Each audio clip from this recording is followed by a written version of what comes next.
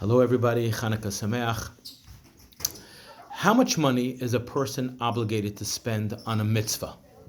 So the halacha is you need to spend on a mitzvat aseh, on a positive commandment, up until 1/5. For instance, if you don't have any matzah to eat for Pesach, and the matzah for Pesach is $10, and your total savings is $40, you would not be obligated to buy that $10 worth of matzah.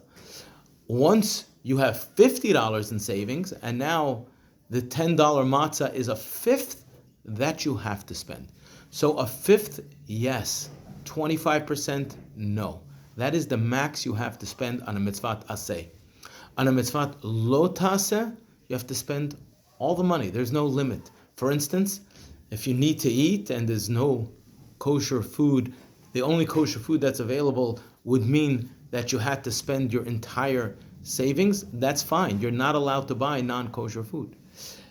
If the only suit you have has in it shatnez, and in order for you to buy another suit, you're going to have to spend all the money, go ahead, spend all the money. You cannot wear that suit which has in it wool and linen. There's an exception, though, to this rule, and that is the mitzvah of Ner Chanukah. Ner Chanukah, even though it's a positive commandment, you have to spend all your money. Not only do you have to spend all your money, you have to sell your jacket. You have to sell your clothing.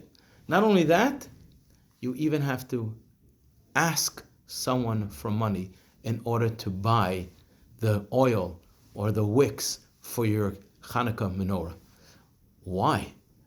Why is Hanukkah menorah, why is the mitzvah of lighting the menorah so important that I have to sell my clothing? I have to even humiliate myself to ask somebody for a handout? Really? It's humiliating.